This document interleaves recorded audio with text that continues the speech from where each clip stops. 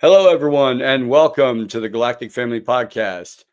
I am your host, and with the most going on tonight with Jiulio is a spiritual teacher, experiencer, and author from Ontario, Canada, whose work explores the transformative power of inner stillness, expanded consciousness, and the mind body spirit connections.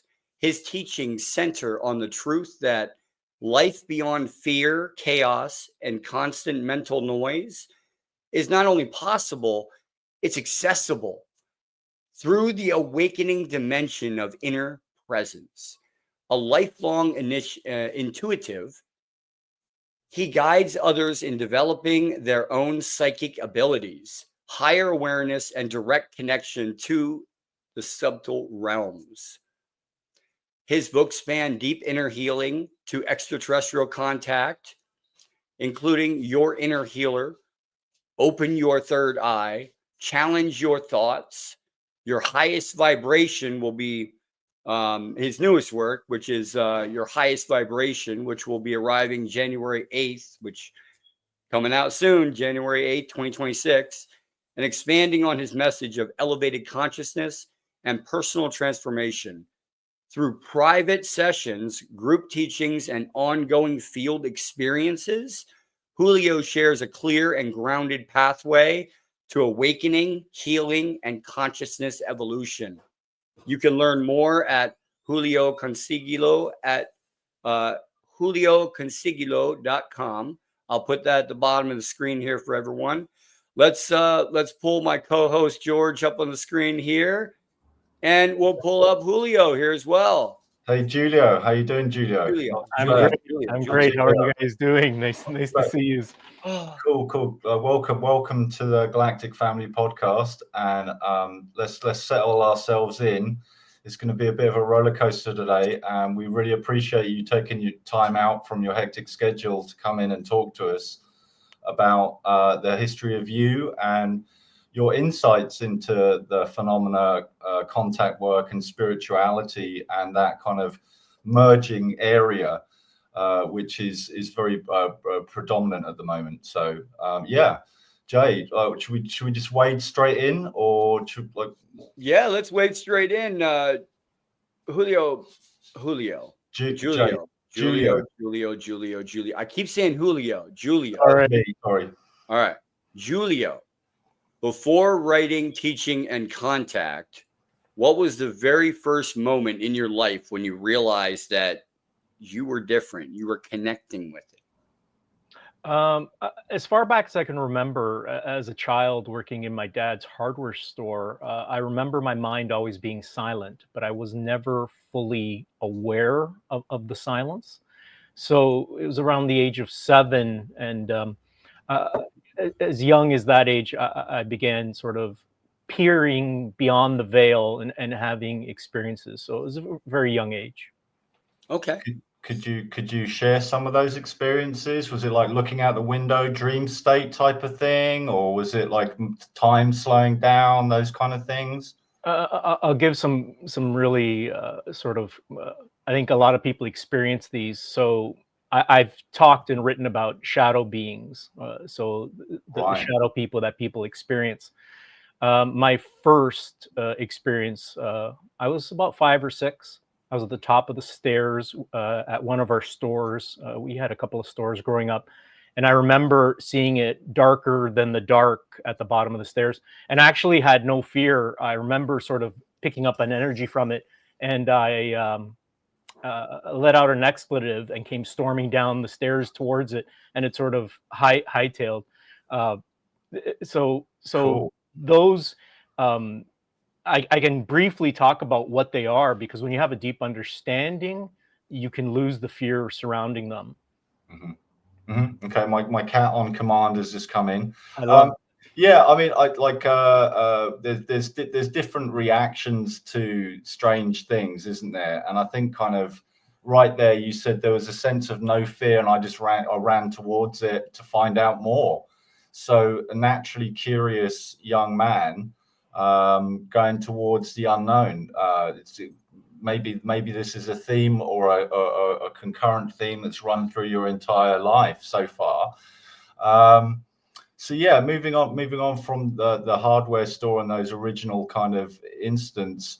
I don't know, like growing up, was it, was it sporadic, these events? Was it conscious? Were you playing with these kind of connections?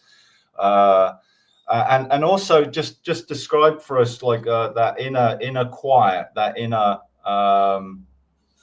is it like a contemplative state, meditative state, or is it just like an absence of emotion, those kind of things? Was it kind of like we almost switched off, or were you more like switched on but quiet? Great question. So operating before my shift in consciousness through stillness, my deep sense was everyone operates at this level, and I thought everyone had it at the forefront of their consciousness. That was just sort of something underlying. I never went looking for anything. I would experience intuition. In my teens, I used to arrest shoplifters, and about 99% of the time, I basically knew who was going to shoplift when they came in the store. Right. I would intuitively sort of throw out waves of energy. I call it now spiritual sonar, and I would instantly know what was going to go down. So even in martial arts, I trained in the martial arts for many years.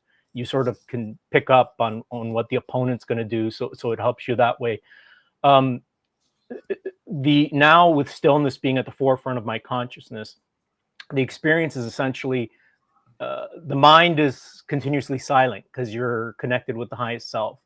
So I identify with not with the egoic or thinking mind. So what was once, because it did serve its purpose, it created a lot of suffering for me between 19 and 33. So what was once now the source of my suffering now is just a reminder to awaken and reawaken again and again. That's beautiful, man. And it's almost like when you go into a restaurant and you're going past people to sit down, and you're picking a spot to sit down, and you're like, ooh, I'm getting some like really bad energy from this person. Like it doesn't feel right. And you sit somewhere else. Is that kind of like where I'm getting at? Pretty much. Okay. Before the shift, I didn't fully understand. Like sometimes I would pick up like some real heaviness from people. So there sometimes would be before my shift that initial sort of reaction. But people have asked me, what was it like? And to be really blunt, is actually a blessing. I can share a brief story. When I was away at school in the States studying, my girlfriend at the time, she was finishing her last year in Canada. At the time, you went up to grade 13. So I was first year university, and she was walking to school one day, and suddenly a guy approached her. Next thing you know, he's chasing her and chased her to the school. Days went on. He starts crank calling her and really sort of harassing her. Well, Bell Canada and the police got involved, and they were tracking the calls and stuff. I was coming home from Cincinnati every weekend looking for this guy. So I was in the States this one Thursday, I think it was, and she called and she said, Bell, the police tracked it. They know where the calls are coming from. I said, great, tell me, and I'm coming down. She's like, no. I said, you're going to tell me. She's like, no. I said, you're going to tell me. And with that last, you're going to tell me, a shot of energy shot down through my spine up, and I suddenly had a vision. Barton and Lottridge. I saw the intersection. I screamed out, Barton and Lottridge, I'm coming home. She dropped the phone. And within that weekend, I ended up finding him, and we had a discussion, and he never bothered her again. Wow. Yeah, well, that's amazing. I mean, like kind of, it's almost like would you say that was like a precognition kind of remote view? The vision of the location just appeared. The jolt up your spine running, like, is that almost like Kundalini type of energy? And just like backtracking just a teeny bit, I've studied a few different systems of martial science myself, and I find that the better trained individuals, their senses are a bit more acute. They're a bit more tuned in, let's say. And whilst that would appear to be a positive, it can also mean that you're more sensitive to those things, and so therefore you go into that state a bit more often. So I'm looking forward to like moving on to the next phase, which I guess would be, you know, how do you consolidate those skills? I mean, did you feel like any way you were gifted, or did you feel like, I mean, like, for this is normal for you, right? It's normal. So did you meet other people? Was there like other people who guided you on your path, maybe, who said, "Oh, that's what this is what that is"? And that's a great question. I never really had a teacher. The first book I ever sort of, by the time I was 19, I knew something was very off. I knew the experience of suffering, or when the ego would rise its head. Let's put it this way. You know, some people have sort of like a benign thought. Well, to me, the negativity was like a 1,000-watt speaker. It was a contrast to the stillness. So I believe it was Transforming Your Dragons, but there was not enough.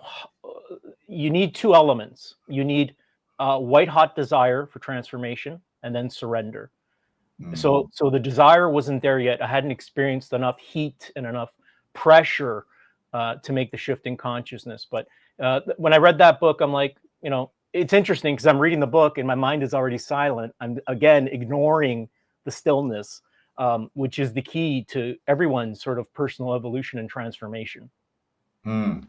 Beautiful. So what did your own journey then look like through this fear and racing thoughts you were going through to get to this point?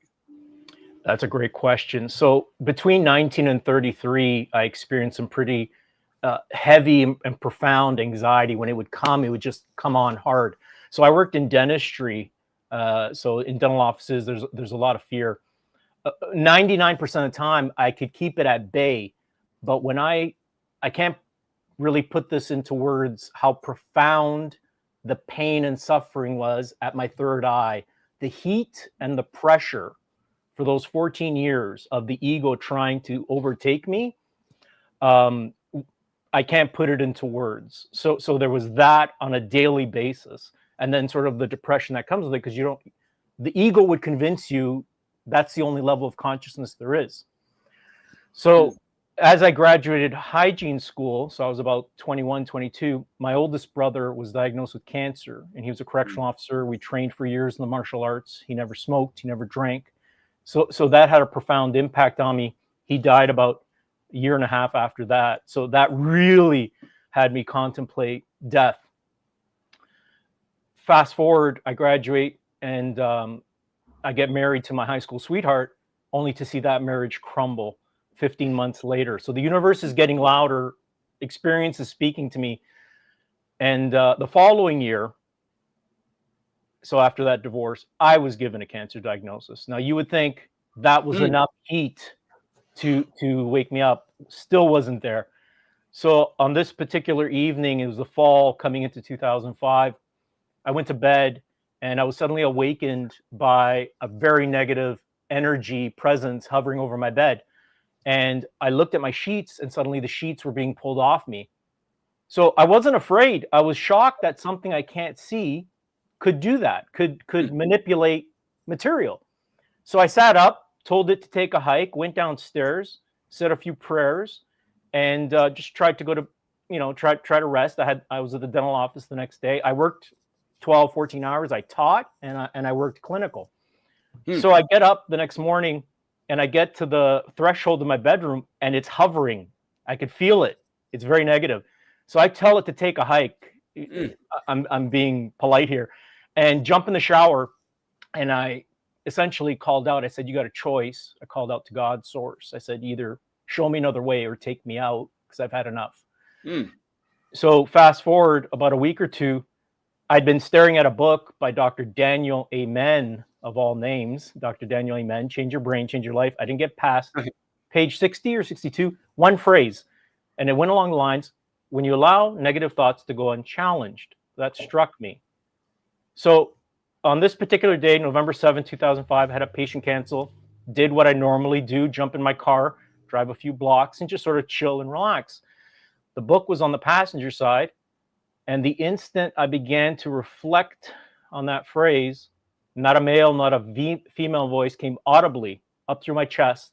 It said, challenge your thoughts. And in that instant, the vibrational frequency in my forehead, the third eye activated, shutting down the negative thoughts, shutting down the negative energy that had been trying to overtake me. So I remember turning my head and experiencing profound clarity as I stared at a building. Believe it or not, I still had a patient to get back to the office. This force is still going off. I get home and feeling spent, I jump on the couch and say, just let me die. And my presence, my awareness, my life force left my body. When I came back, I knew exactly what had happened. And within days, I began to experience automatic writing. Within a month and a half before Christmas, about 7-10 day period, wrote my first book in about 10 days. And then started doing talks and workshops on transformation, stillness, awakening. That's basically in a nutshell. In that time, I did experience mystical events, spontaneous healing, physical healing. So there was a lot going on during that time. Wow. Yeah, I mean, like, wow is like, okay, you know, that's a real precipice moment, right? You're teetering on the edge. You go, like, you either suck, you know, pull me into the void, or, you know, show me a different path. And thankfully, a different path open for you, and you're here to kind of explain it. I can't imagine getting through that period. Very difficult for anybody, right? Losing a brother, marriage breakdown, and then your own diagnoses yourself, and you pulled through it. And you know, what doesn't get rid of you makes you stronger, right? Absolutely. On a spiritual level, that gives you more essence, I think, to maybe kind of like understand more moving forwards. And like your journey is still continuing. You're still pushing the boundaries of things. So I think kind of our viewers probably want to like hear about, you know, what were these other mystical experiences? Where does the phenomena meet up with this kind of connection that you have with your environment? Do you want me to briefly touch on some of the mystical first? Yeah, sure. Absolutely. So I'll go a little bit back, actually. So in the week before my brother died, I would go visit him every night after the dental office. So I would do the normal thing, get off the elevator, turn right. His room was straight ahead. But before I reached his room, there was a corridor to my right, about 60 feet long. And there was a greeting room, very bland, green, boring. It was green. This day I got off, it was about 7:30, glanced over, and the room was pale blue.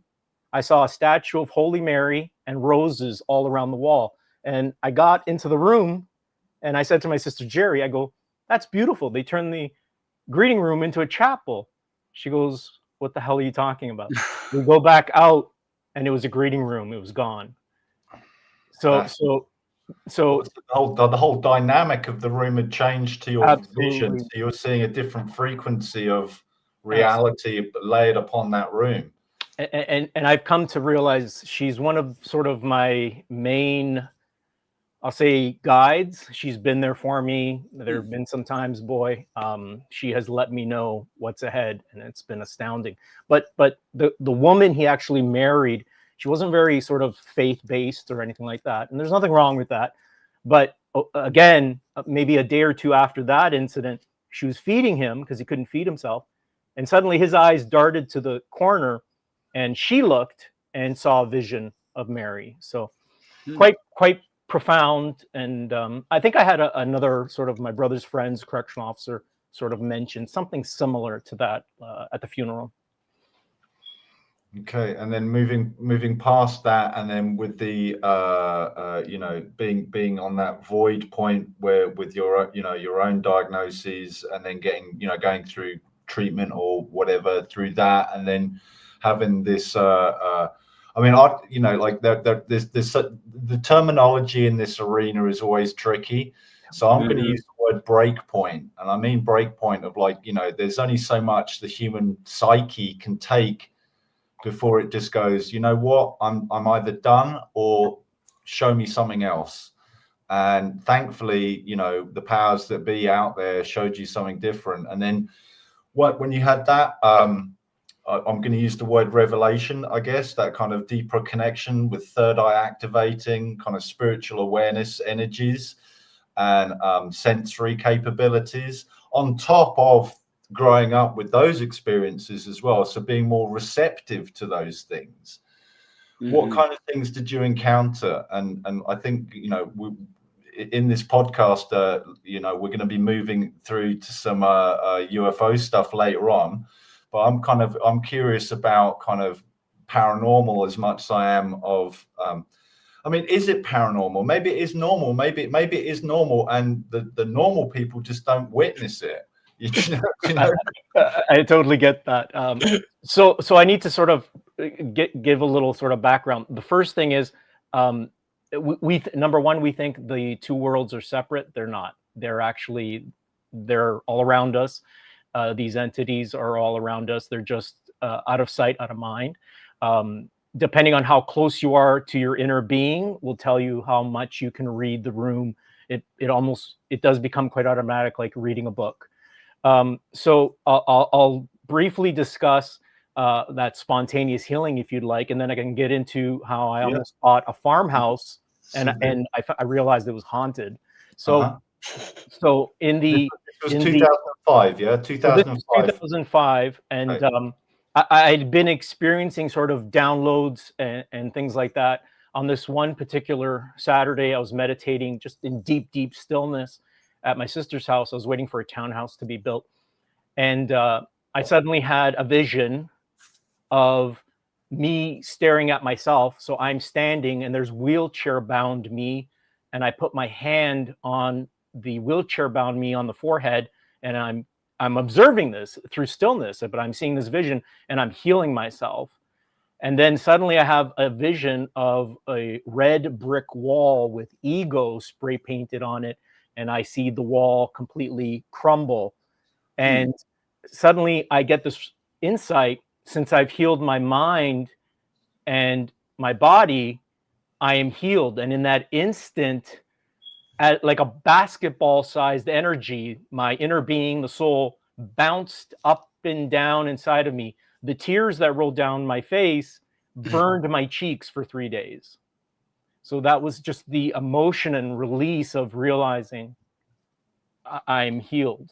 I had healed myself. So quite profound. It gave me so much insight into the power of the mind-body connection, and how everything is, you know, for example, a diagnosis or even a condition, it's not concrete. Everything is always changing, shifting, depending where your attention and where your awareness and focus is, and whether or not you're entertaining fear. That's beautiful, man. I know exactly what you're feeling, because when I'm a retired soldier from the military, Army. Thank you for your service. Oh, thank you, sir. And I know the feeling of PTSD. The wall is up, but when you start to work through it and you bust through that wall, oh, those tears, they're not sad tears. They're happy tears. It's joy-filled. Yeah. It's the joy of beingness. So during that time, and like I said, I was experiencing, for example, automatic writing. So I would quickly, if I'm driving, I'd have to pull over, and it would just, the floodgates were sort of open. So once I realized what had been taking place, and I was in tune with my inner being, every sort of sense, let's say, that I had before, so the intuition, the clairvoyance, the ability to sort of read, just more exponential, let's say, more heightened. So this is now, I'd finished, I was right around finishing editing and almost writing Open Your Third Eye. And I went to go look at a farmhouse. It was right around lockdown times when they were locking things down and stuff. So I went to go look at a farmhouse, and the real estate agent met me, and she was very sweet. And she goes, "I'm going to unlock the house." And she goes, "I'll wait for you in the backyard." She goes, "Take your time, do whatever." I said, "No problem." So growing up in hardware, I brought my receptacle tester and I brought a measuring tape. Walk in, the house feels neutral. I go left, first sort of room is family room. Behind there, master bedroom.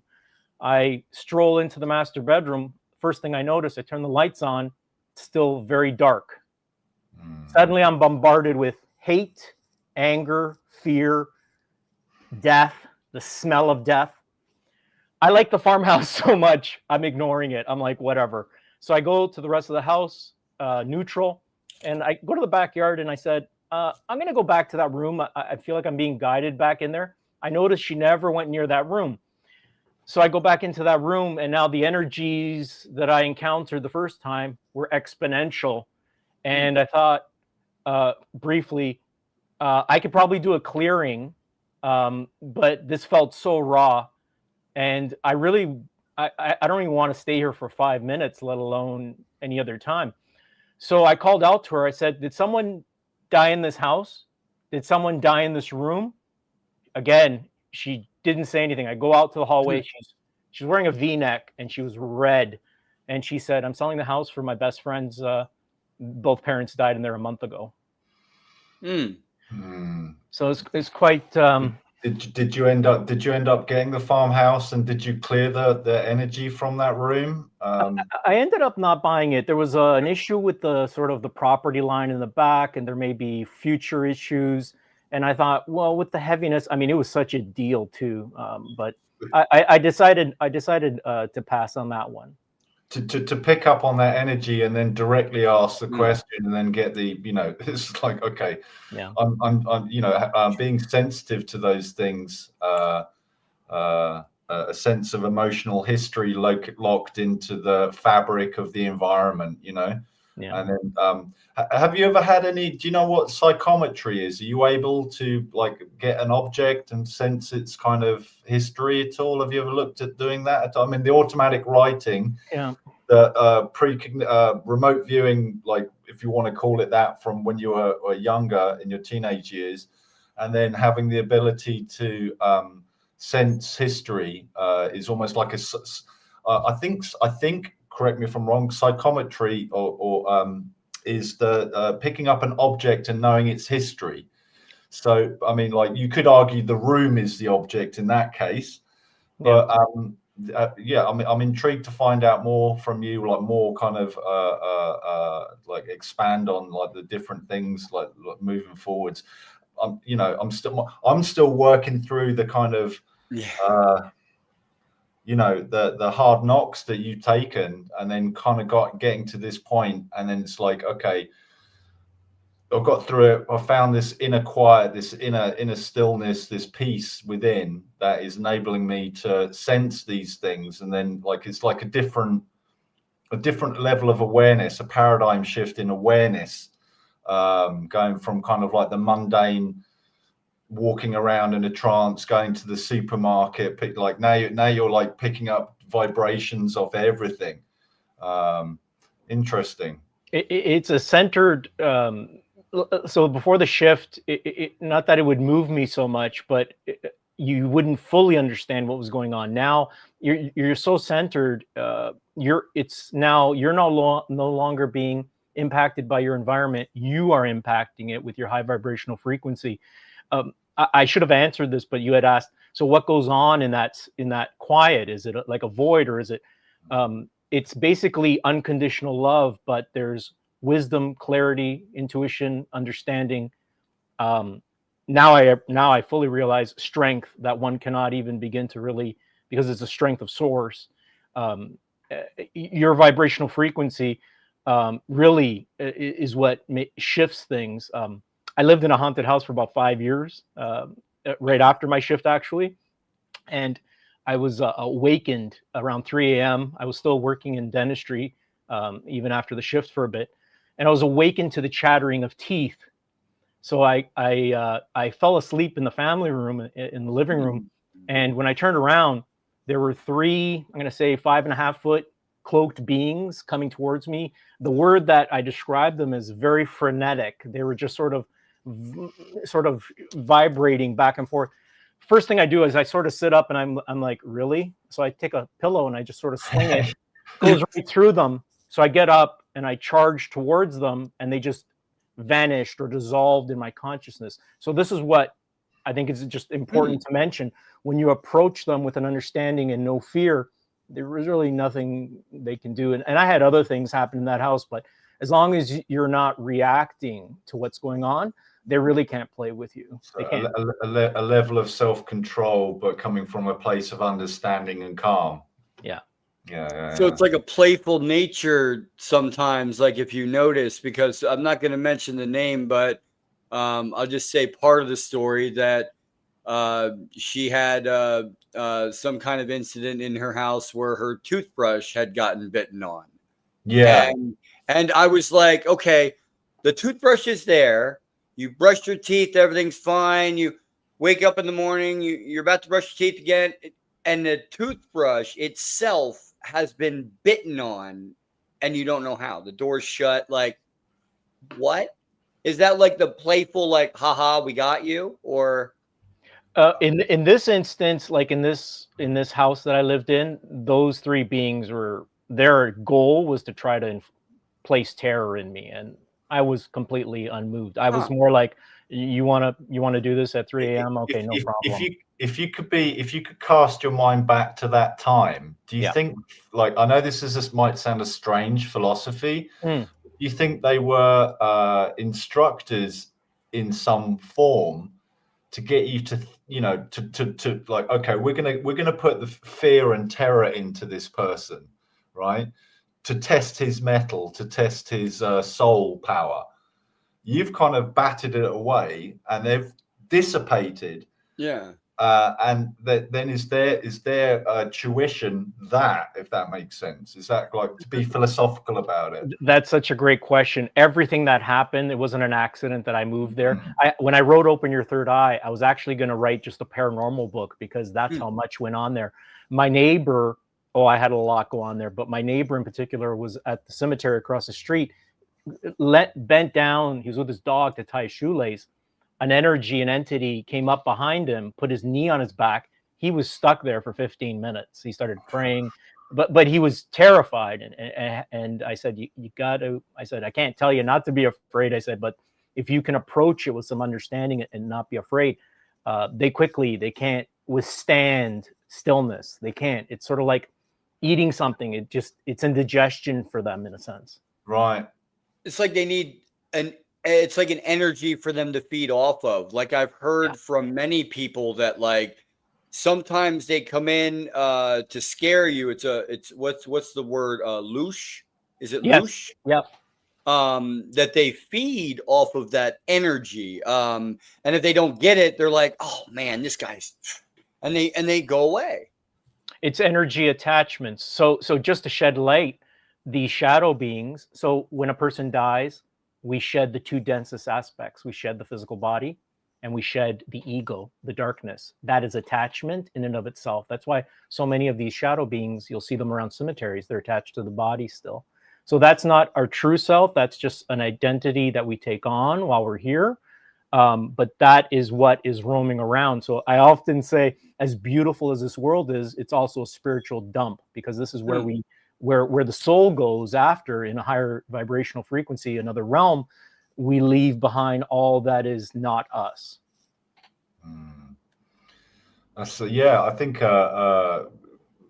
you know, being aware of such things, and then being drawn to the healing aspect from your own development, so to speak.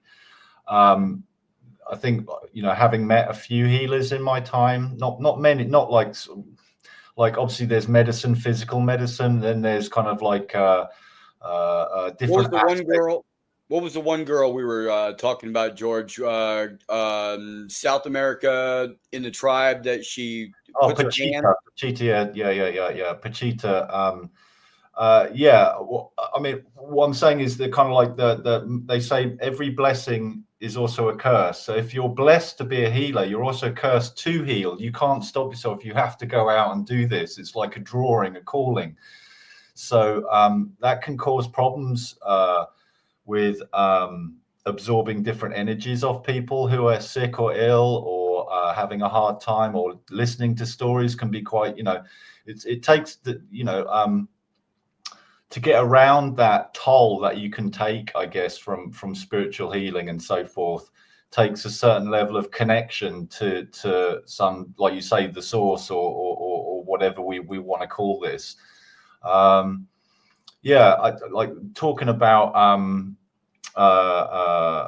finding that quiet place. If you don't mind, when I was very small, a puppy was bought for me. I was a mute. I didn't actually talk until 5.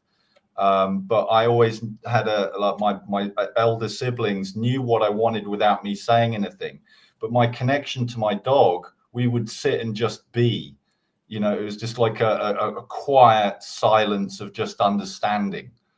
That no real higher brain function, no real lower brain function, just a feeling of absolute peace and tranquility and harmony. Yeah. So yeah. So we 2005 obviously is the break. I'm going to say break points.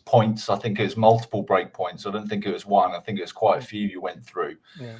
Moving up to the townhouse situation, and then kind of moving forwards in time.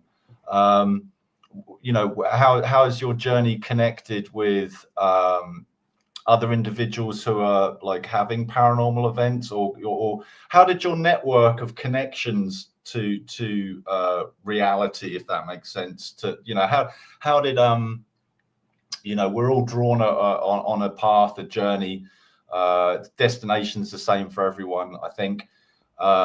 You know, and one of the things with martial arts is making the path a bit bigger for other people to travel across. And I find that a very interesting point for me personally, that you'd studied with, you know, in different systems and things.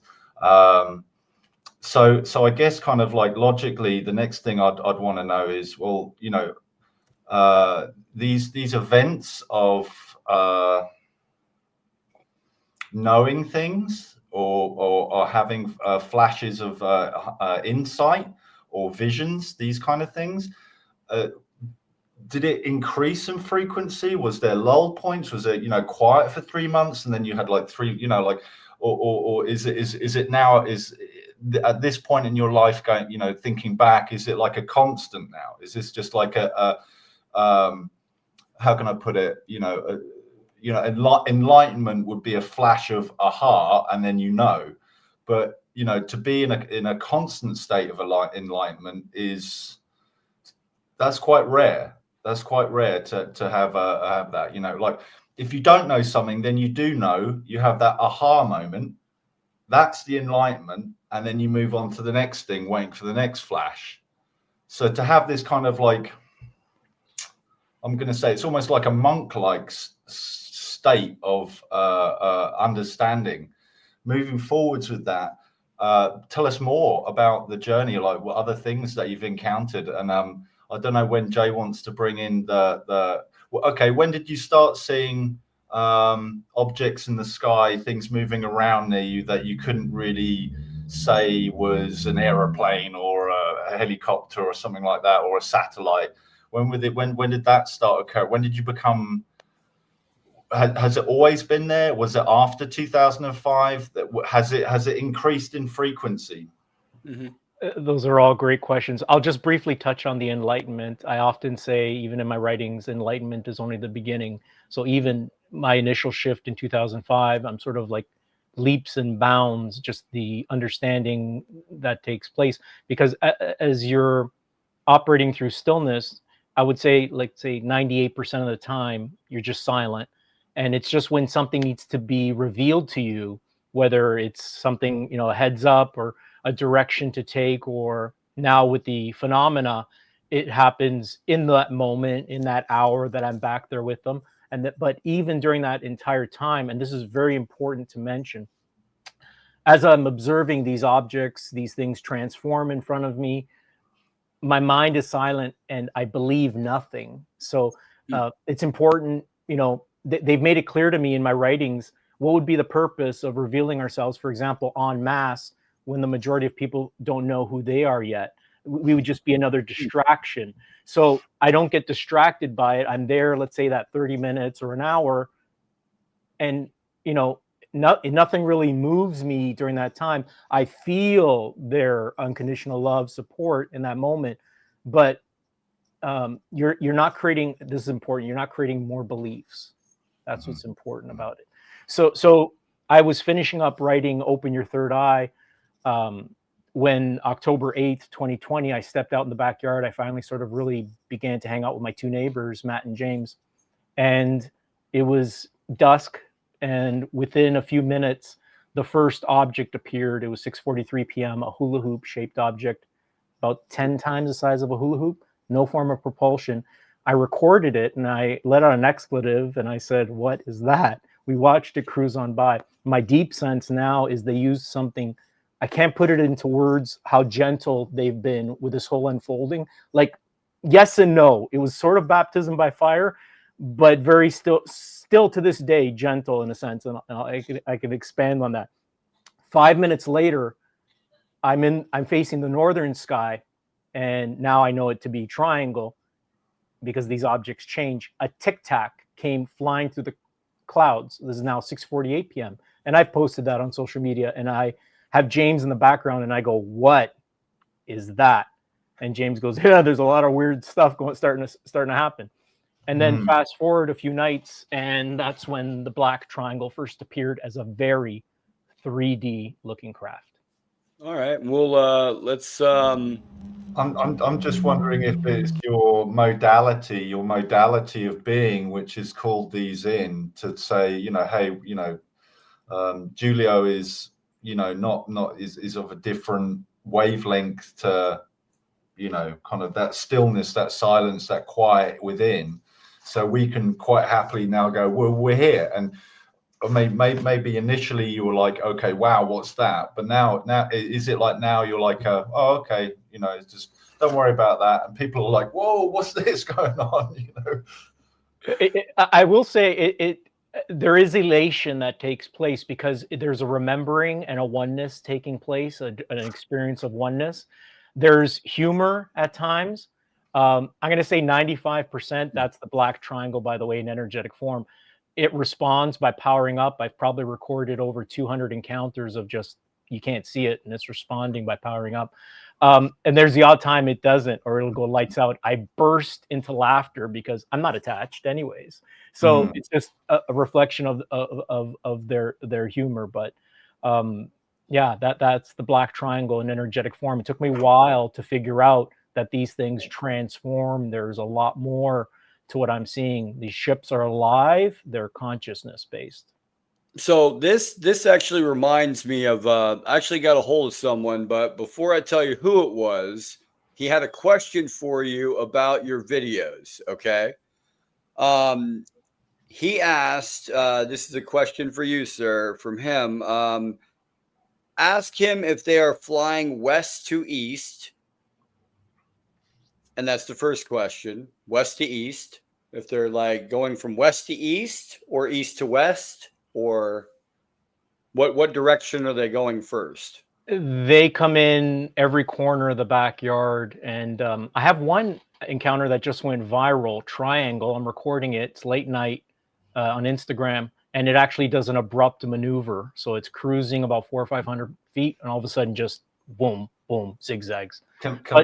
Yeah, because he theorized is that like these things are using the Earth's rotation for its energy, and it's on the fault lines, and it can like it might be using east to west, west to east for the energy lines. And now I'll tell you who it was. It was Jeff Woolwine. He's the Phoenix Lights expert and the first person to capture a jellyfish UAP on video. Amazing. Yep. So this one, I got a hold of him because it reminds me a lot of the Phoenix Lights incident. 100%. Yeah. So this object has appeared as 2 orbs, and I've captured them all. 2, 5, 12. Here in this one, 5. Oftentimes there are other objects in the background. I've now become so astute and discerning. Getting photobombed. This object is like I said, the main object that interacts with me. Photobombs most of my encounters, and responds by powering up. There we go. There's a good shot of it. Yeah. Did you say your sensation is that these are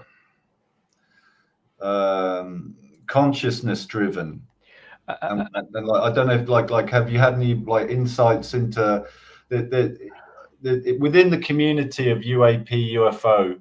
There's this kind of drive at the moment for conscious machinery, if that makes sense.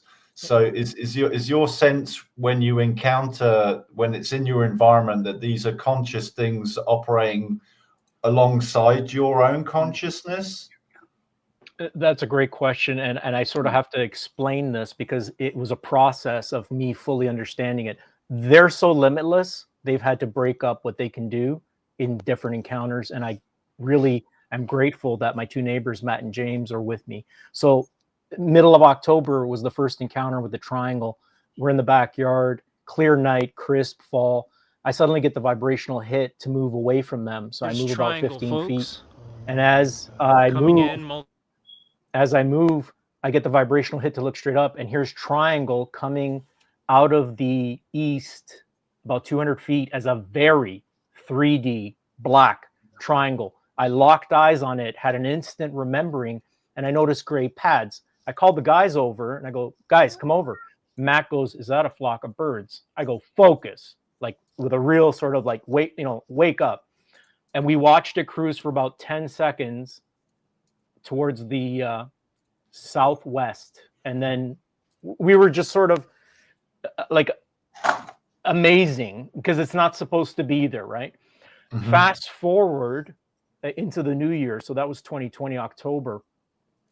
Fast forward, I start experiencing the spontaneous flashes of light and also the object appearing as a star. And I can get into that in a bit, but the important encounter was around May 21st. So the following year, 2021, we're on our respective back porches and there's no fence. It's a 4-row townhouse. Matt notices lights dancing in a cloud off in the northern sky. So I come down the steps, took me about 30 seconds, and I see these lights dancing in the cloud. James sees it too. So they're like, what the heck's going on? So now we're in the center of the backyard. I'm facing the driveway. 5 minutes go by. Triangle comes in 200-300 feet above us to my right, but it's looking more holographic. And I say, triangle, it's here. They turn around and we watch it go over the neighbor's house behind us, and right before our eyes, vanish. James especially, he's having like a religious experience. He's freaking out. And I said, this is amazing. But I still haven't connected a whole bunch of things yet. I'm starting to. We're now in our respective stances again. I'm now facing the driveway again. This time, triangle comes in again, same trajectory, only more holographic. If you think of a triangle, cut it top to bottom, 2 pieces. Now go horizontal, 4. It was coming together and moving apart. I said, triangle, it's back. Matt goes, bullshit. I go, turn around. Turn around. We watch it coming together, moving apart, and then vanish before our eyes. And then that's when the downloads were coming. And right around that time is when I started to channel the phenomena. I started asking who, what, where, why, what's your purpose? To you, what you know, I'm you know, could you describe what a download is, first of all, and how you perceive that, and what is that, like an update in the memory, or you know, could you describe that a little bit for me, please? It's a great question. I experience those even in my writing. It's just instant knowing through the dimension of inner stillness or universal consciousness. So when I would set my intention or put my intention to something, stillness speaks to me. The silence speaks to me, because that's the universal one mind. So the downloads, it's sort of like the way it happens. You get a large load of information. Think of pancakes being stacked, and you just simply, it's just simply a knowing. You're just simply, it's not even that you accept it. You just come into this realization. This is what it's speaking to you. It sounds a little bit like the Muses, you know, like that with that kind of in a way, you know, when somebody create something, fantastic in art or music, then there's a connection to that source and like a download of like, the song wrote itself, the understanding of the notes joining together, it seemed to write itself. Would you say that's kind of similar to that? I mean, I get the pan. I'm just curious because it's like, well, okay, so you've had a layered amount of information just kind of downloaded into your being, Yeah, and a sense of just like, I now know this. Is this is this kind of downloads? Are they kind of like things that you weren't aware of that you wanted to know, or things that you were curious about but hadn't given much thought, but now you just know these things? I mean, like it's a fascinating. it's multi-pronged. So in the moment, you're sort of picking up on the energy and you're vibrating, you're resonating with it. You do that through the non-resistance of stillness. So you're just tuning into the object and why it's here, type of thing. It's funny because when I was channeling the phenomena, they describe themselves as the collective. The answers were already coming even before I was almost asking. So I already knew it, but I did it like for the sake. We have to make this a process so people can understand. I'm basically taking the formlessness and translating it to form. And that it's not a challenge, but that's what I'm having to do. But it's necessary because it's thoughts that inspire us, that make us make shifts. When we become aware of a potential, so that's all we're doing. Is I can't offer either one of you anything. I see an enlightened master in both of you. All I can do is remind you and point you inward. For example, like the present moment is all there ever is. So as human beings, would be conditioned to bounce between past and future. That's what keeps most of us stuck. So the ascension ladder, the way to ascend is to anchor oneself in the present moment. Yeah. Okay. I've got just popped into my head that there's no teacher who can teach anything new. They can only remind us of the things we already knew, but we've forgotten. Exactly. That's it. Wow. Okay. So, cool. So how do you maintain this daily stillness that you embody? So it's essentially, it's just my inner being is at the forefront of my consciousness. That's just, it's who I am. That's just the foundation. So there's a difference between, for example, when we experience an automatic negative thought or manifesting consciously or setting an intention. So we all have desires or to experience something, whether you want to share a book or be of service somehow. So you use the mind that way, but now the egoic or thinking mind is no longer front and center. Your vibrational frequency is so high, it's cast out. If you think about the atom, the proton, the neutron, electron, let's say the neutron is stillness, so center of the atom. And now you're in balance because the electron has been cast out. Now it's only orbiting your consciousness. It's not who you are. And then the proton is the positive self that's closer to you. You use that when you need to. But like I said, 98% of the time, yeah, even when I'm interacting, even for example, you're at the gym lifting weights, listening to AC/DC, doesn't change what I am. I'm in stillness as I'm listening to AC/DC or whoever it is, Van Halen, or so it's who we are at our essence.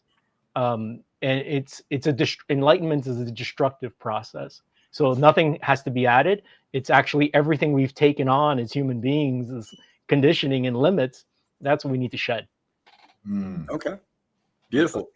I think life can be chaos, and if you can be that calm in the storm, it gives a different perspective on what's going on around you, certainly from a group dynamic or a human group dynamic. And there's another thing that I don't know if this is action in inaction. I think is the kind of that like very Zen concept of kind of like by being silent and quiet, you can make ripples that are very loud. Do you know what I mean? So absolutely, especially a lot of people get bugged up, for example, like that manifesting process. It's all about your vibrational frequency, cultivating faith and trust. And it's not that you're not going to experience for example, doubt, it's how you approach that and how you move beyond that. Because our vibrational frequency, this is very sort of key to mention, is not only our thoughts, our words, but a big part is our outlook on life. So how we see, is life for us or against us? Do things always happen to me, or are things happening for me so I can awaken and understand? Perspective shifts everything. Have you ever had any psychokinetic events like in your environment? So objects, doors slamming, objects closing. I myself had like a couple. I'm not going to go into it here. Maybe after the show I'll explain. But have you had any psychokinetic events at all? And if so, have they been consciously directed? Is a quick question I've got for you.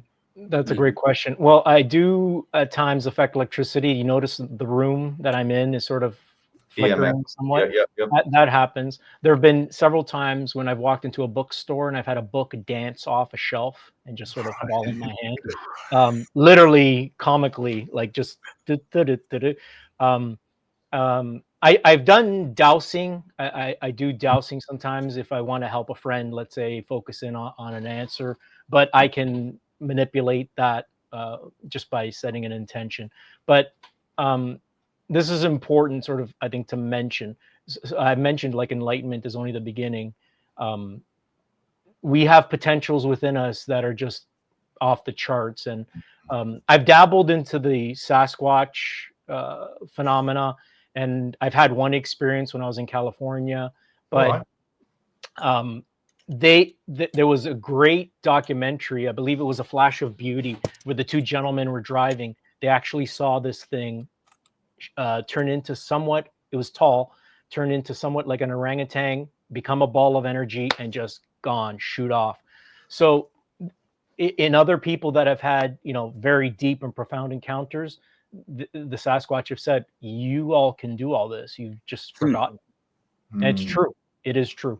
I think Jamie had that conversation yesterday, didn't we? We were talking about kind of the possibility of future selves coming back in time to learn off previous selves, things that have been forgotten due to the technology uptick.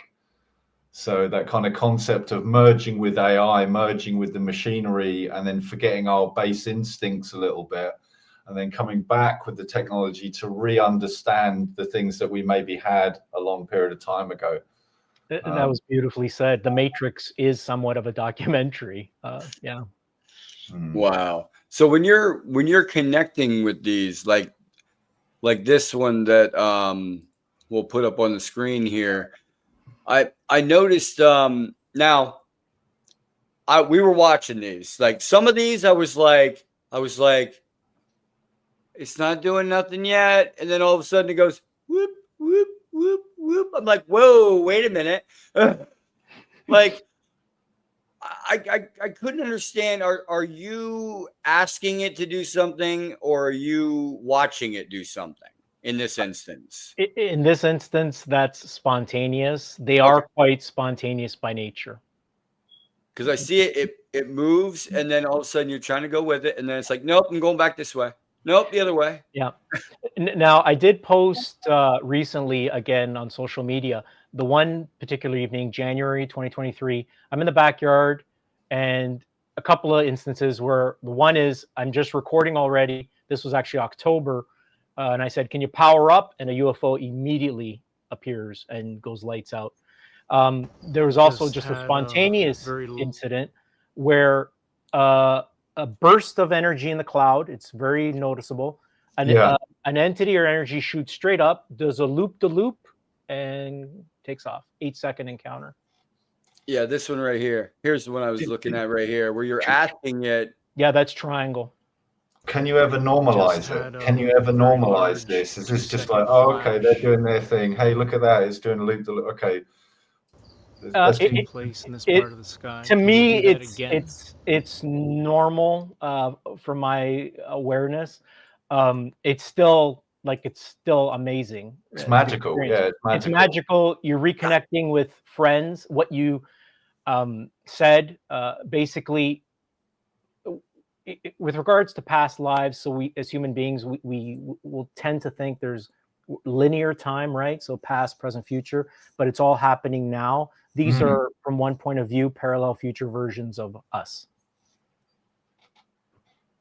Life, you know, the concept that the glass is half full or half empty, but doesn't take away from the fact the glass is amazing.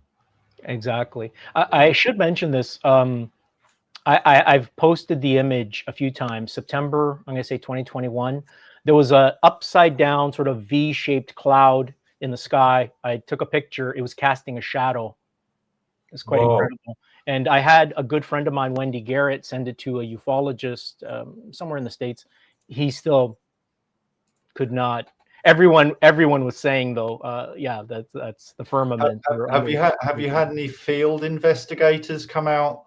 You know, I could obviously mention some networks or groups, but do you have like within Ontario? Is there a network that have you had anybody come out to say, okay, this is definitely from outside of you and your understanding? Obviously, kind of like we're looking at these as outsiders. We're not there on the ground like you, seeing them do these things. And obviously, it's through a lens of a camera. And I get people are going to, some people might say, oh, well, it's this bounce off that little bit of like dust or whatever. But let's just like float that for a moment. That you're an honest guy. You're not gonna tell a porky, right? So in that instance. Have you had any field investigators come out to look at these things around your environment, or I mean, like it seemed like I went on your and I recommend everyone get on X, Instagram, and follow Jiulio. As the videos are astounding. There's and it's not just 2 or 3 or a 30-second clip. It's a fairly large amount of video evidence. One stands out is that flash in the sky, and you call almost like you called it. You would like, hey, you're looking at a piece of the sky. It's gray, it's overcast a little bit, so it's not like a separate cloud. It looks like a complete cloud, and you'll say, hey, show me something, and bang, there's a flash of green, and it's green. It's not blue. It's not electric blue. It's green. Yeah. If you can bring that video up, Jay. We're getting to that one actually. I was gonna say that one too. There's a couple here, like these that you captured that you gave us the screenshots of. I was telling George that too. When we were looking at this, I'm like, it's got geometry to it. Yeah. It's got dimensions. It's got depth. Like that's, and then you can see like this faint little circle around it, like. Possibly you got to view it so zoomed in that it didn't have the lens flare effect. It's funny, that one I didn't even know was photobombing. The red one, I locked eyes on it and it looked like a triangle to me with extended wingtips. But this one right here. But as you're looking at that, these change shape and color multiple times a second. Wow. Yeah, that's incredible. But going back to your question, I haven't had anyone come by here. One is not that I want to keep it private in that sense, but I am planning at some point to have group sessions where people can come and observe these with me, those that are ready to. Right. So at some point I will have, but like I said, I've posted pretty much 99% of everything I've encountered, and yeah. Obviously, kind of like privacy is privacy, but with your neighbors in your local area, if you have other homesteads nearby, have you like networked with anyone? For me, as an armchair investigator, I wouldn't even say I'm an amateur field researcher. I'm an armchair viewer investigator. I like talking and understanding more about this phenomena topic generally. But if you can get the two camera angles from different locations, so you can really triangulate on it. I don't know if that's feasible or whether you're able to network locally with if you're in a village or a town or a city. I don't know, but is that something that you could do maybe later? It's something I want to do. Like, me and my neighbors have talked about a few different things, but it's interesting. I have the two neighbors behind us. They, husband and wife, they know what's going on, and sometimes they will see it with us. I have another neighbor. He just, there's been a few times when I said triangles here, runs in the house and wants nothing to. but you know what? They are so discerning. They will often wait until certain people are out of the area before things get really profound. And it's funny. I didn't send you the clip, but that's reminding me. I had a profound close encounter with what I describe as the flying book, and I've shared it a few times on social media. When you slow down the 7-second video, it begins what appears to be, and it's December, middle of winter, Canada, no bugs, no bats really. It starts off as a worm, and slowly you see the wings manifest. It came within 15 feet of me. It was about the size of a small dog, and when I turned around, it was gone. It was about a 7-second interaction, but it was 1 second where it transformed into what appeared to be like a worm, and then sort of, and I've caught a few things too. To the naked eye, you would never see it. This thing looked like, if you could think of Winnie the Pooh, only it had bolts in its neck. It was upside down, and it appeared in a split second. Because I will often go, you know what I mean, like second by second, really sort of looking, and you see these things, and it's astounding what's there. Yeah. Oh, here we go. If you can you roll it back a bit, Jay? Yep. I'll roll it back. That's the response. Yeah. Yeah. Get the audio on this one. Boom. Can you really light up the sky? There's a slight burst of energy just before the manifestation too. Oh yeah, and this is where I like to pause it because there it is. So and just before that manifestation, there's this in the cloud. Light up the sky for me.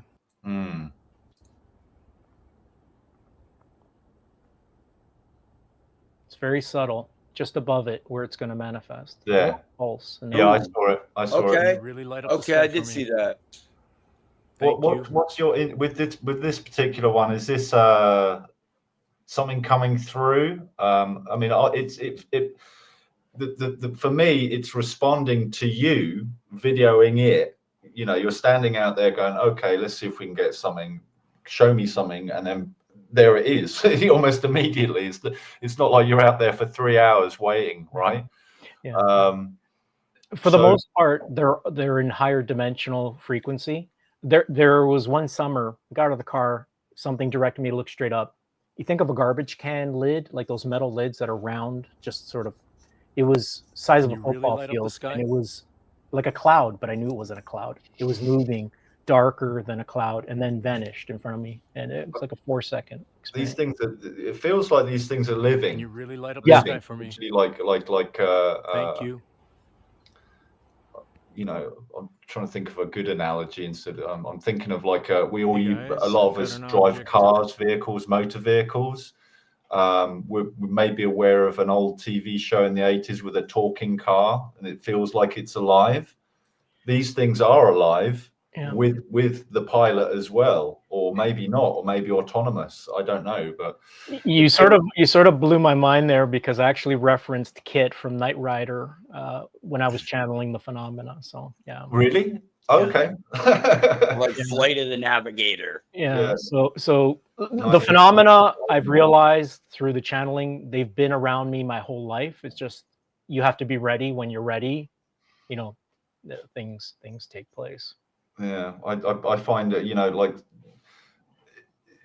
I guess you're at the point that you've reached that point where it's like, look, this isn't weird. This is just normal. You've normalized the weird.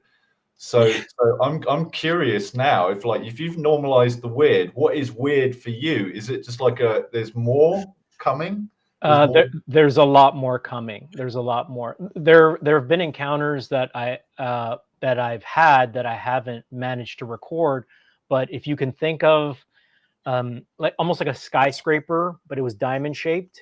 I was sort of glancing at the northern sky. It was dusk, and it came out of the nothingness once, I went back in, and it was gone, and that was it. And the size of a skyscraper? Size of a skyscraper, and just so I am fully aware of what's on the other side. I'm pretty much aware, to be honest, and so Okay. it's all going to be revealing itself more and more, and basically as humanity continues to awaken, what's always been present will just become more obvious. So we're coming to the end, to the separation experiment. So we're separated from all the rest of creation. So we've temporarily forgotten. We are having this sort of closed off experience, but we're supported, we're unconditionally loved, we're guided, and now it's just coming to the forefront, more aware. Okay, yeah. So do you think witnessing and experiencing these things in your continuing journey through this time and space, being naturally interested in this, and having the books that you have available and the teachings that you have available, how do you feel? Have you watched Age of Disclosure, the recent documentary? What's your view on that entity or entities, unknown or known, governmental or otherwise, that are trying to keep the box on this a little bit? Do you think they're just like they're actors on the stage doing their part, or do you think there's something a bit more sinister going on with that? That's a great question. I haven't watched Age of Disclosure, so I won't comment on that. But I've often tweeted, imagine waiting for disclosure from the very same people, let's call them government agencies or whatever, that have been keeping it from you. The second deep insight I have is these are enlightened beings. They're highly evolved. And if we think of gears, so let's say these beings are spinning at 50,000 RPM, highly evolved, you almost can't see them, right? They're not really going to mesh with a being who is ego-driven, who is narcissistic, it's never going to happen. So the other thing, the deep insight I have is I've seen these things transform. The phenomena is limitless by nature. The only possible way for them to retrieve anything, number one, is if they allowed it, and number two, it would have to be sort of like a nut and bolt type of thing, and I still find that highly unlikely. So that's my perspective from that. Yeah. Do you think there's a purpose, or is this just a playground to experience reality for these things? There's a purpose for their arrival. This is actually our playground. So this is where we come and sort of forget temporarily that we are source energy in meat suits, temporarily having this human experience. But they're here to inspire, to guide us. They've always sort of been in the background. And now, like I said, the time is now. It's sort of like we're coming, we're seeing the madness of the ego come more to the forefront of the consciousness. You see governments becoming more tyrannical. There's a lot of sort of misinformation, all that stuff. So all of that is reminding one to go in, find the stillness within, be centered, and trust that a way has been made, regardless of what's going on out there. So enlightenment is just simply, as human beings, we're conditioned to operate from the outside in. So we react to the outside world. It's a total reversal. Now you're operating inside out. You're just observing rather than reacting and perpetuating. Okay, Jay, have you got that is a lot to take in. I'm there, man. I'm kind of like, I was going to say about synchronicity or deja vu. Do you have a lot of this? That's a great question. Have you heard of the book, The Account of Monte Cristo? I'm aware of the character. Yeah. So Alexander Dumas, he suffered for many years. He had a friend betray him. But anyways, the license plate on one of my cars is Kings to Me. And there was sort of a running gag between the main character and his friend. Whoever had the better day, he would say, Kings to Me, give me the king piece today, right? So when I went to Paris for the first time, I felt very at home. I sort of knew where everything was, and I feel very connected with that writer and that story. So there's a sort of an example of deja vu. Again, these are all parallel lives that we can tap into. You know, we hear of these Akashic records. Yeah. We are the living Akashic records, and they're looking at us and seeing how we're navigating physical reality. A nice example, I had bought a home that was about 10 or 12 years old. I grew up in hardware, but I have zero design experience. But it needed a bunch of things. I needed to replace the rug and I wanted to do runners. I knew where I wanted to set up a bar. I wanted to do, all of a sudden, I was getting all these downloads and inspiration. I've never done any of it. But there's sort of another example. So we do this all the time, but we're not aware of it. Now it's becoming aware, hey, I'm tuning into something, and that could actually open the door to even greater sort of insight. So we actually do this all the time. We're multidimensional by nature. We are. And that's why, like, the scientists out there, many of the scientists, people with the IQs, and they have the papers out there and everything. Where do you get the idea that you got from? You pulled it from somewhere else to you. I love that comment, because it's true. All of it was pulled from somewhere. For example, even with modern medicine, a new science is emerging, and it's the science of mind body. When I was looking for another way to end my suffering, I tried the conventional route. I actually had a specialist laugh in my face and say, I'll be sitting up in a coffin having panic attacks. What that actually did to me, I was 24, it actually set a fire in me. I remember in that instance saying, come hell or high water, come one way or another, I will find another way. And I did. Cool, more power, man. Yeah. Reach those, like we said earlier, the break points. You'd be forgiven for kind of just going, okay, that's it, game over. But you know, maybe, and you, how can you put it? You teased the game over. You're like, okay, fine, if that's what it is, then let's go. And then it was like, oh wow, okay, well, this person's also not one to be scared to have all this information. It's just a great. I'm reminded of a quote. You know, sort of like all. Yeah, I'm reminded of a quote. You know, courage is being scared to death, but saddling up anyway. And I think you've just gone beyond that now. You know, it's like a heck of a thing. It is.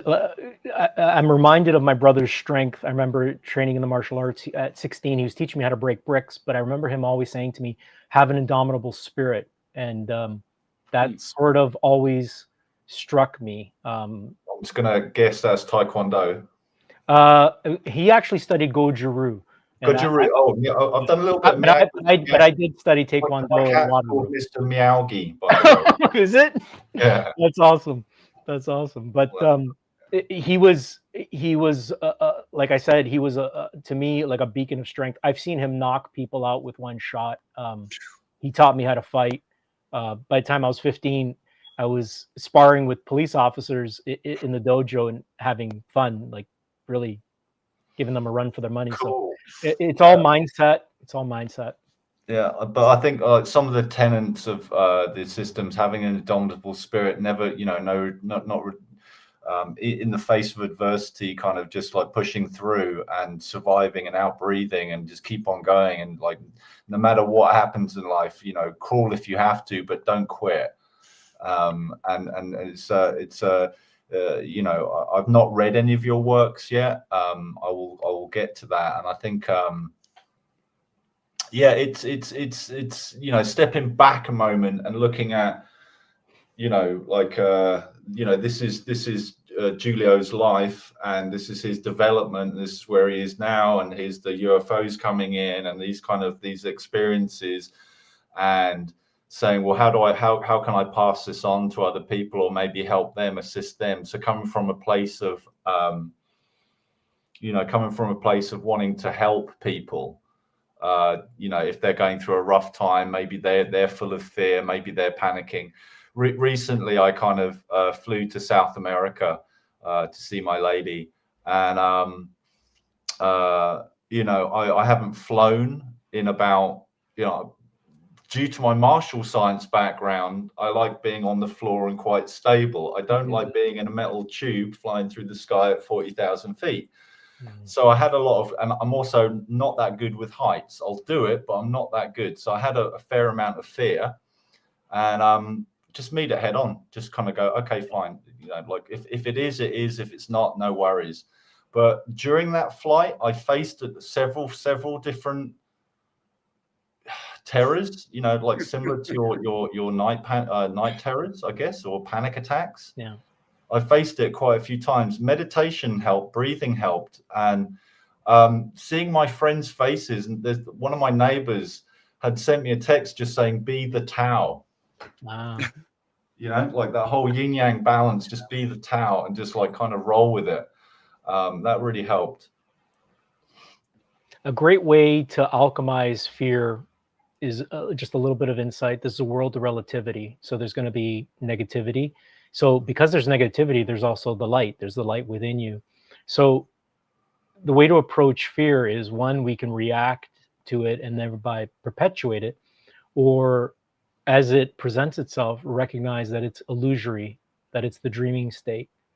So when we wake up from a nightmare, we say, thank God that wasn't real. So we are creating our own suffering when we give that power of belief.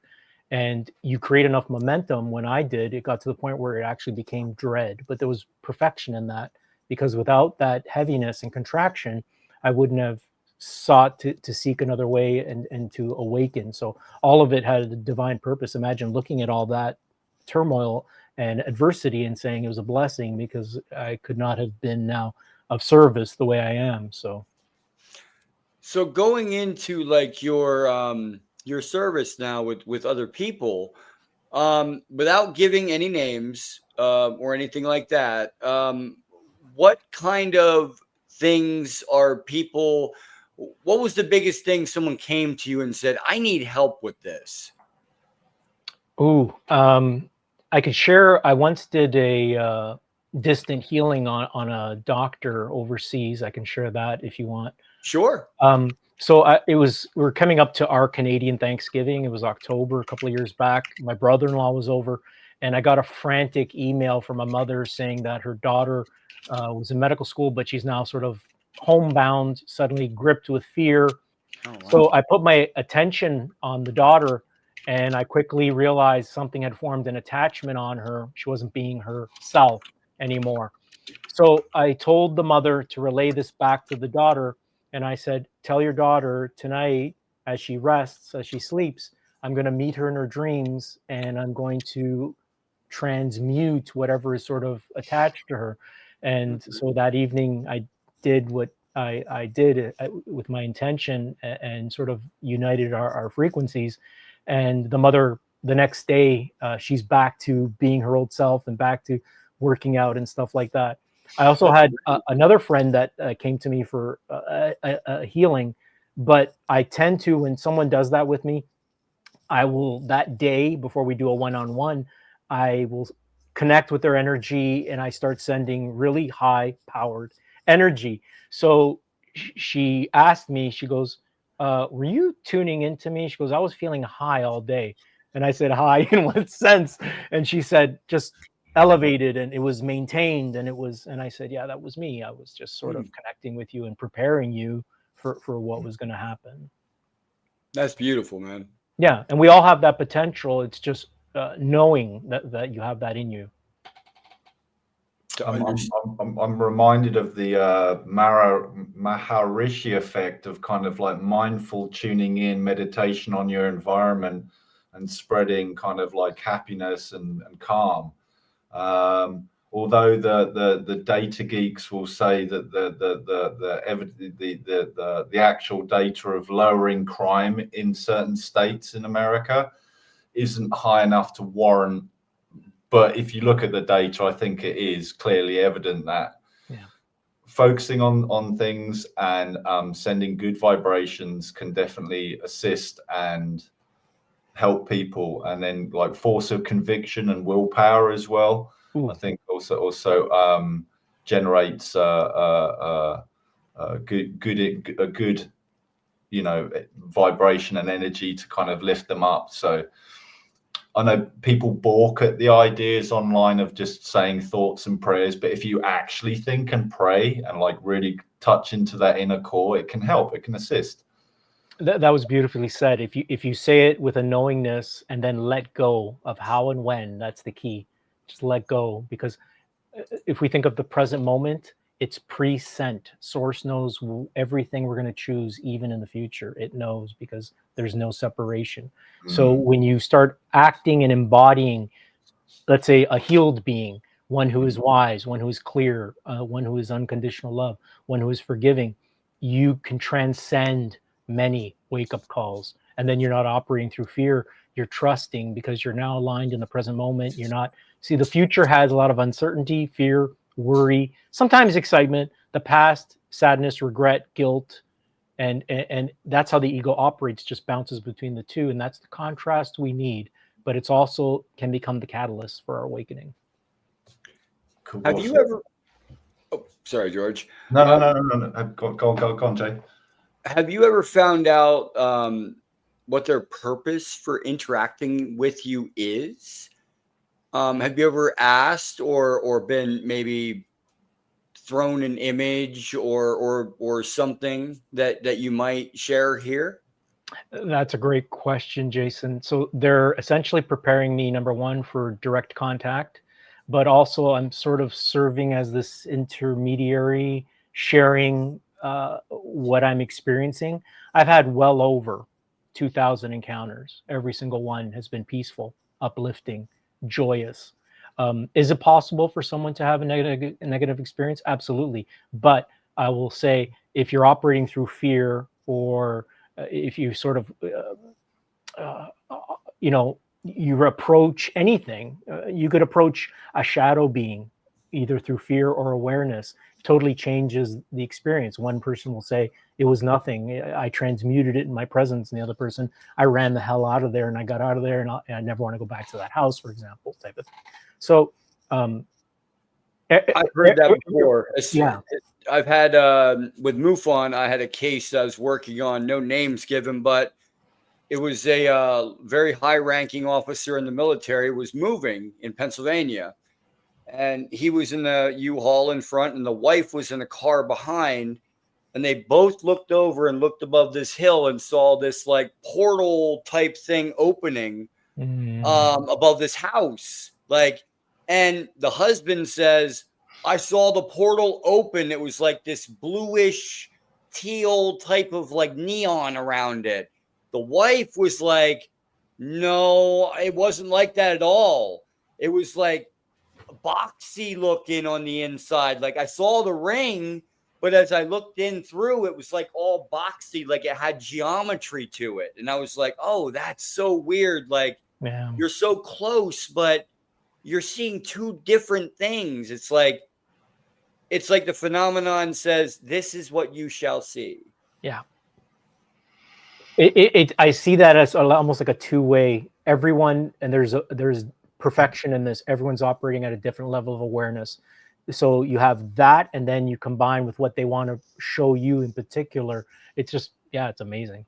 Almost like just asking it like, hey, like in this video I was looking at here, you pretty much ask it to power up, and here it is coming up. It comes up, it's getting brighter, it's getting brighter, it's getting brighter, and it gets hugely bright.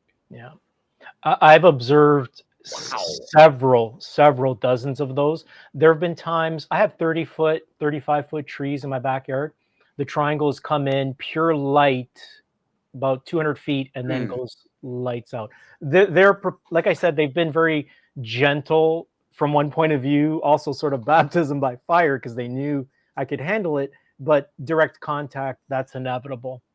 So that's why it's like almost like when we see the phenomenon, it fits to what you yourself can handle, or it tries to fit to where you can handle it. Yeah.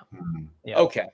It's gotten to the point now, like, especially I'm going to say the last 4 or 5 months, I've been saying this for quite a while, the encounters are accelerating. So I'm often interacting with 3, 4, 5, 6 objects. The trio have been coming in for about 6 months, a year now.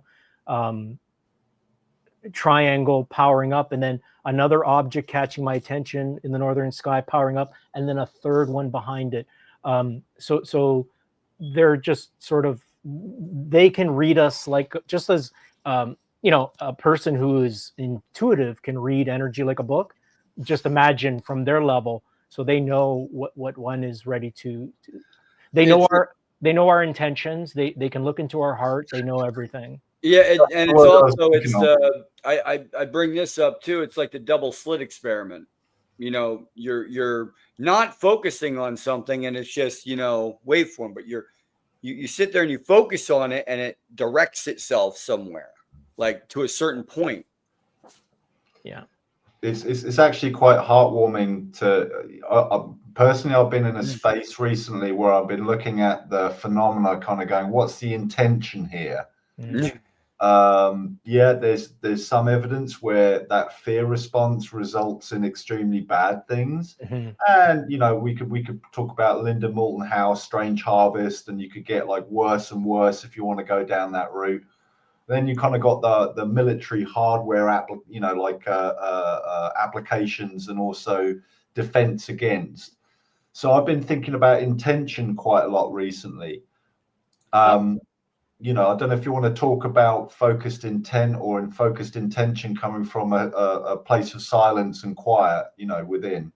Wow, I see such perfection in the timing of this question. I'll start by saying this. So there was a point in time where human beings were operating through stillness continuously, and then we chose to forget. So we took on that ego individually and collectively. That's what I describe as the alien. So the ego, it's not who we are. It's from one perspective, and it's not to paint it dark, but you could say it's the intruder.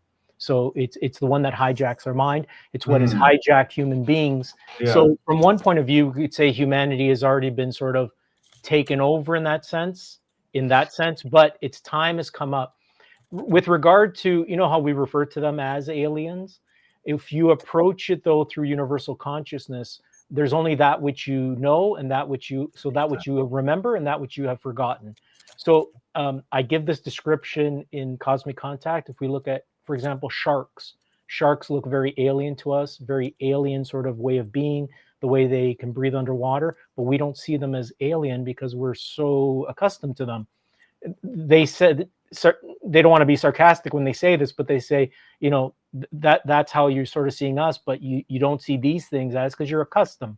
So that's what they're doing in a sense, is preparing us. But these beings I'm interacting with are benevolent, they're high vibrating, and as more and more humanity awakens, they're preparing us for a mass sort of event, and that is going to happen. Absolutely. I don't like to give timelines. It's funny, there have been a few times when I've asked Grok, and I've sort of given my scenario, and even AI, and some will say, you're weeks away from something very massive happening. So, but I don't like to give timelines. No. And you have so many like books that you've written out there. Just to sort of tell people out there, where exactly can they find these books at? Because there's a lot that you have written. So my books are available online and in bookstores. Challenge Your Thoughts is my first book, and that's where I really sort of dissect the ego. I really shed light on it. If you understand the darkness, the light in you sort of becomes almost an automatic thing, because once you understand deeply how it just simply operates and its nuances and how it can just slip through the back door, you make leaps and bounds personally. I think, Jay, we can put Jiulio's social, like maybe to follow on Instagram, to like check out your videos. Yeah. Can we do that? Can we add that to the about section, if that's okay? Also, that's it's that. I think when you've got an understanding, was writing the books for you cathartic in a way to kind of you have these downloads, you get this information, you have this understand, you have your perspective, your awareness, your understanding, and then to put them to form was it something that you had to do almost? Yes, and I love the way you described that as cathartic. Let's put it this way: like I went away to school and I became a dental hygienist and a theory instructor, but writing and even teaching is truly those are the first times I've ever truly expressed myself, truly expressed who I am, and all of that set up that. So yeah. Cool. Yeah, that's awesome. Jay. Well, your website is on the podcast, sir, at the bottom. I hope people check out your work because I'm telling you, I'm still. It's a lot of videos to go through. Like, yeah. I feel like this was just an introduction to Jiulio. Hopefully you can come back on. Yeah, come back on again. I'd love to. I know it's a lot, and even just like what I've been through, it's like this upheaval that had to take place to crack open the ego and transcend. So, yeah, and I had. I'll tell you, with this podcast, I had 8 sections, and we got through like maybe 3.5. It's so much. It's like you've done so much. You've became something that you've envisioned, and you're spreading the word out there to different people, and we embody that here on the podcast. We like to spread the good word of everyone that does this kind of work, and just says it's not all fear. It's not all, oh my God, they're gonna come get me. No. You have to look at it from a different point of view, and when you see it that way, you'll see it from a different perspective. That was beautifully said, and I can't even begin to thank you both. Your questions were, to say synchronistic, off the charts. I don't get freaked out too much. I was freaked out a little bit. So. That was excellent. Well done, boys. Thank you. Just before we go, Planet Popstar 92 has written a question, which is, what is Jiulio's procedure for automatic writing? Do you have a procedure for automatic writing? For example, do you fast beforehand? Do you meditate, or some other form of preparation? That's a great question. I'll answer all of that. So I do fast, but I fast just simply out of choice. It's sort of a mind body thing. Meditation, I make every moment a meditation. So I take a breath in, there goes a moment. I let that moment die, and then I come into another moment. So that's actually the secret to being reborn moment by moment. In terms of the automatic writing, it's the surrendered state. So when you set your intention on something, you simply let go. There's no thoughts involved.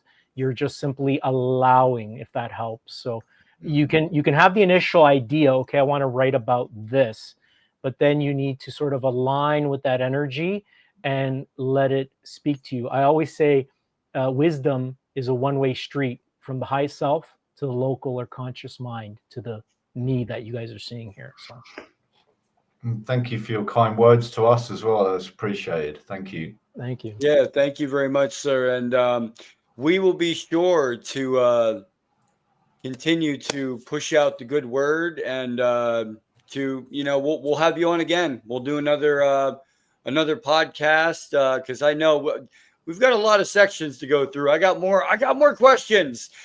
Questions lead to answer, lead to questions. Right? Isn't it funny how it works? But it is what it is. It's how you unfold things, right? So it's an unfolding. I appreciate it, and I'm more than happy to come back on. Absolutely. Thank you so much. Thank you so much, sir. All right, if this was Jiulio, got it right that time. And his website can be seen on the bottom here. He has many books that are.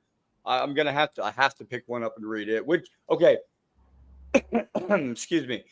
Out of your books, what would you say would be the first one I should pick up and read? Challenging, I think you said was. Challenge Your Thoughts is a good one. the Challenger thoughts is a good one. If anyone is going through, let's say, a health issue, but there's a whole bunch of mind body in it too, and awakening, your inner healer, the one that's out now. And I think it's really discounted right now. I think now it's under $10. Awesome. Thank you so much, sir. And George, if you have anything, wonderful. Yeah, no. I think it's a good time. It seems a nascent place to kind of wrap up. Just to say, for me, I came into this with a certain amount of trepidation. I'll be honest with you. There's a lot of snake oil grifters out there. Of course. I haven't sensed any of that from you at all, and I think you've had a blessed experience so far. Along with a lot of trauma as well, and you've come through that fire forged as a new person. So one of my kung fu instructors said we forge our bodies in the will of our minds, the fire of our minds, and mind, body follows mind, and that conscious awareness direction of mind allows the body to do what it does, and you're living proof of that. You've gone through those extremely difficult times and still pushing the boundaries, which is amazing to me. So not to be it's been eye-opening for me. I appreciate the words, and trust me when I say I understand the trepidation, because even at my level of awareness, it's still astounding. It's astounding. Even my spontaneous awakening, literally for everything to shift in the twinkling of an eye, the third eye. So like I said, I always knew they existed. Did I necessarily think they'd come and find me? But when I look at the trajectory of my life, it makes perfect sense in that sense. So I'm very grateful just for your openness. And I send you all, both of you, 1,000 blessings. I can't. Thank you. Yeah. If you just finally, if you can hold on for 5 minutes after the show, of course. I've got one little story I want to share with you, just to see what your angle is on it. Yeah. All right. Let me. I will. All right. That was that was Jiulio on the Galactic Family Podcast. We have a couple announcements real quick before we end it. I have talked to Dr. Andrew Morgan. That's right. A third time he's going to be coming on the podcast, but this time it's going to be with something special. Everyone's seen the Gene Sticko interview at News Nation with his father-in-law's research with the UAP research from Mother Russia coming to the United States from his father-in-law. He is going to be coming on the podcast, Dr. Andrew Morgan and Gene Sticko, to go one-on-one and piece together the research of his father-in-law. It's going to be an awesome podcast that's going to be coming up in the next couple days. We're going to be getting that scheduled and get it out. But as always, Galactic Family, we're one.